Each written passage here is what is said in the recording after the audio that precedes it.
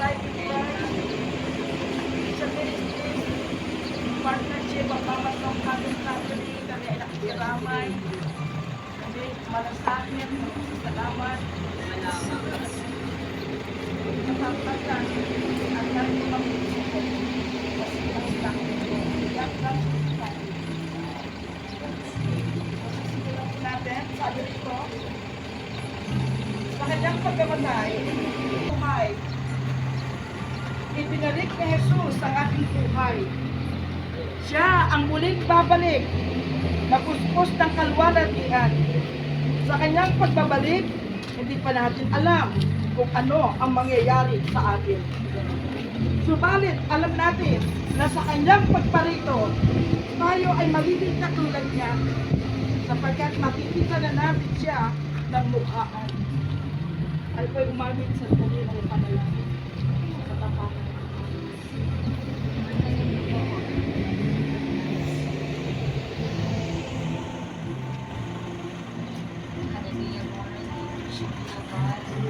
Salamat, Panginoon, sa kabutihan mo, Panginoon, O God, sa buhay ng bawat isa, Panginoon. Oh, hallelujah, hallelujah. Kumaminsan ko po. We love you, O God. We love you, Gawin natin panalangin. mercy never fails me. All my days have been held. You have led me through the fire in the darkest night, in the darkest night. You are close like no other. I've known you, Lord. I've known you as a father. I've known you as a friend. And I have lived in the goodness of God. Goodness of God. All my life, Lord, you have been faithful to us. And all my life you have been faithful. All my life, Lord God. All my life you have been so, so good. With every breath that I am able. And I will sing of the goodness of God all my life. And all my life you have been faithful. Salamat, Panginoon. And all my life you have been so, so good. With every breath that I am able, oh, I will sing of the goodness of God. Your goodness is running after us. Your goodness is running after me. Your goodness is running after me. Your goodness, Lord. Your goodness is running after me. With my life laid down, I'm surrendered now. I give you everything. Your goodness is running after me. All my life, Father God. All my life you have been faithful. Salamat sa katapatan mo, Panginoon, sa pamilyang ito. All my life you have been so, so good. With every breath that I am able, oh, I will see. For the last time, sabihin po natin sa Panginoon, Lord, all my life you have been faithful to us, O Lord. And all my life you have been faithful. All my life you have been so good, O God. You have been so, so good. With every breath that I am able, oh, I will sing of the goodness of God. Oh, I will sing of the goodness of God.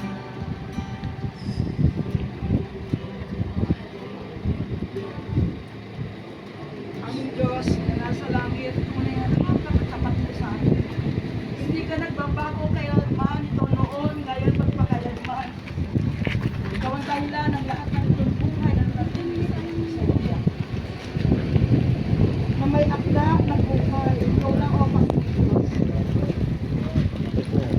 Ng buhay iwan para sa mga nagtitiwala sa iyo. Ipagkaloob mo po ang iyong kaaliwan dahil sa pagpanaw ng kanilang mahal sa buhay at Tatay Tonyo, Panginoon Dibo. Na kung saan tulungan mo po sila lubusang magtiwala sa iyong kalooban para sa amin nang sa gayon sa iyong pagpanaw sa mundo ito. Masumpungan naman namin sa iyo ang isang walang katapusan at maluwalhating tahanan sa pangalan ni Jesus. Mula noon, kailanman hindi siya nagbago. Kaya nga, narito tayo sa paradise niya. May gusto siyang iparinig sa mga banal na kasulatan. Ngunit ito sabi, pakinggan natin sa salita niya. Sabi niya, ako ang muling pagkabuhay at ang buhay.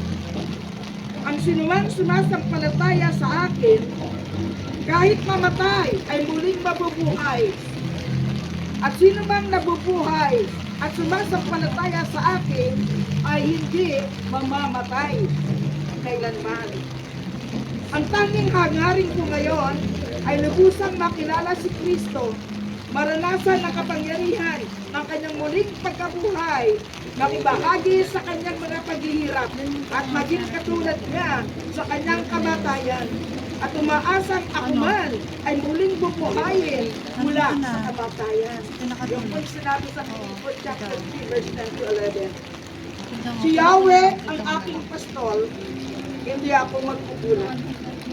Pinahihimlay niya ako sa luntiang pastulan, inaakay niya sa tahimik na batisan. Dumaan man ako sa madilim na dibis ng kamatayan, wala akong katatakutan.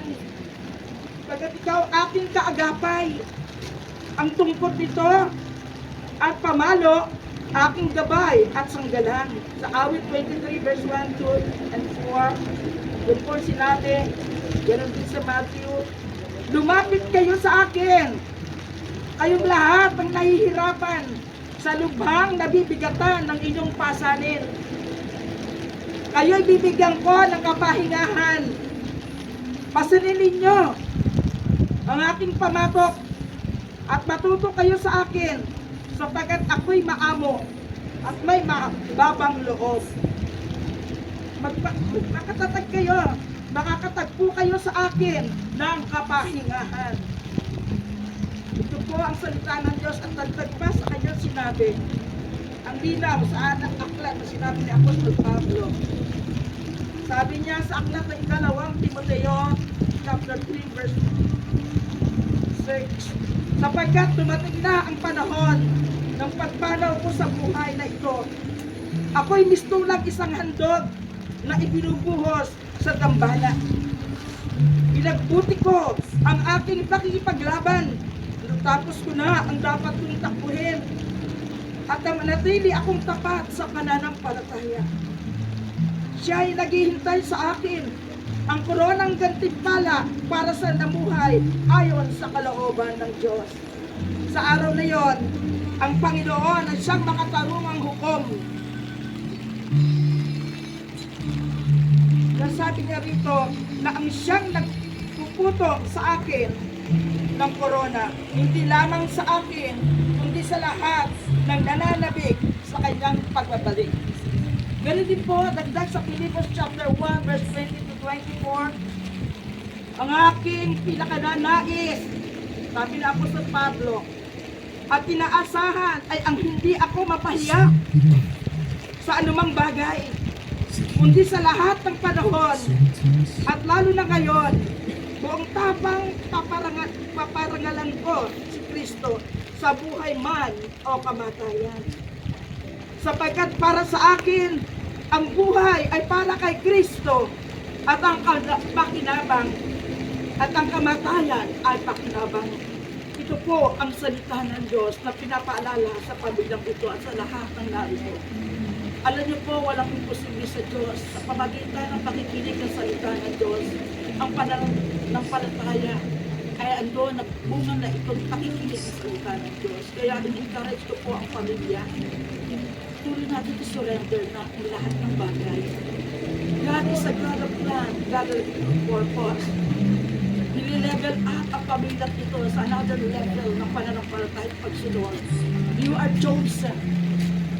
Lahat ang pangalan nyo sa angkan ng Lumbog family, ang Tatay Lumbog, ang may pananampalataya na kung saan gusto niya isalin yung legacy of faith at ipagpatuloy niya to hanggang sa salit-saling lahi ng Lumbog. Mga anak, manugang, lahat ng Lumbog family. Ang sabi sa kanyang salita sa Joshua, kami at ang aking sambahayan ay maglilingkod lamang kay Yahweh. Ipagpatuloy natin yung ginawa ng Tatay Lumbog.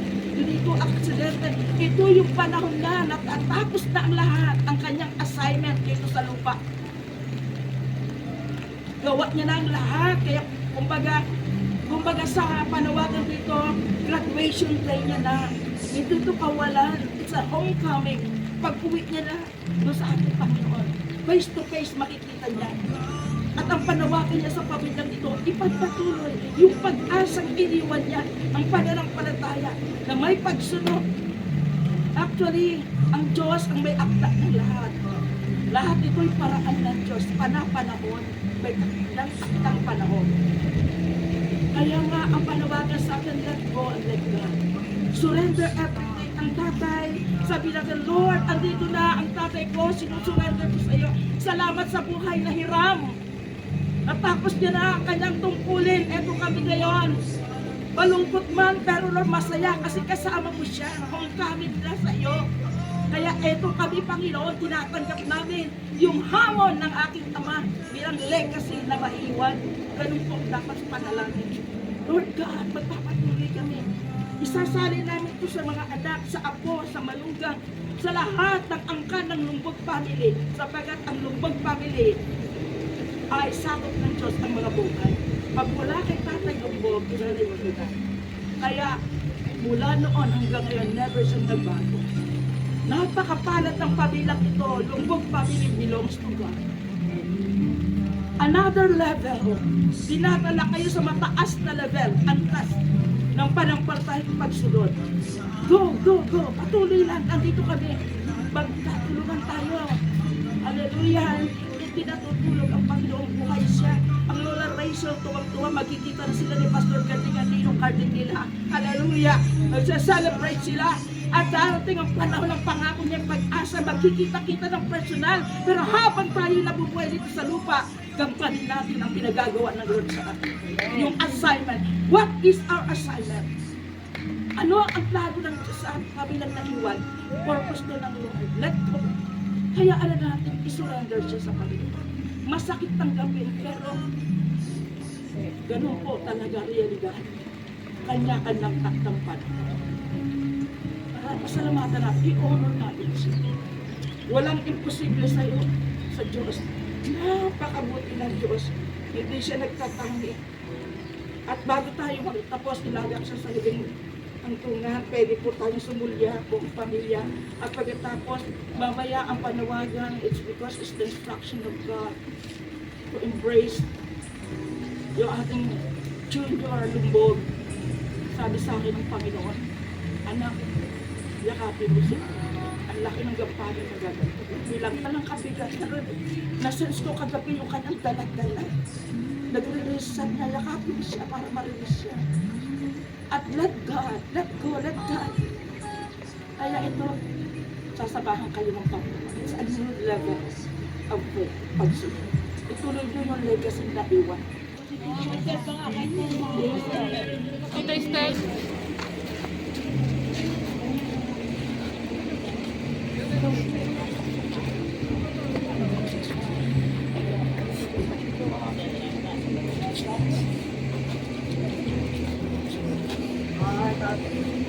Maring Tonyo. Ano na yan?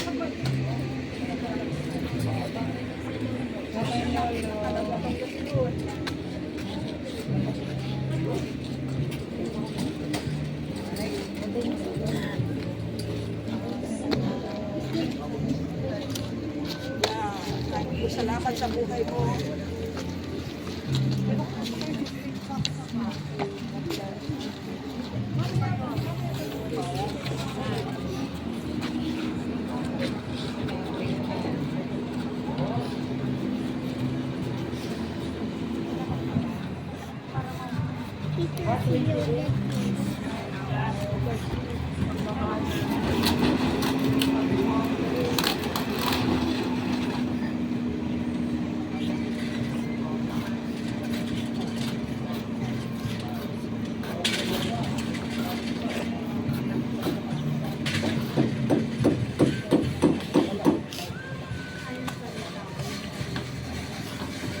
Pagkawa ni Lolo.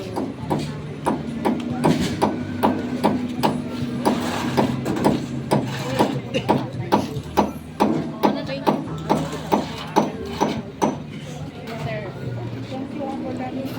Salamat. Ay, hindi sila pansin. Walang pagkain. Pansin po. Eden! Ating Saglit na. Salamat. Den!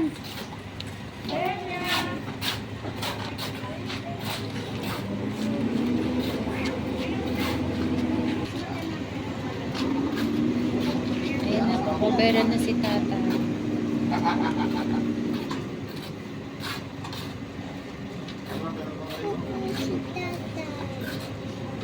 Si Lolo. Kubera na si Lolo.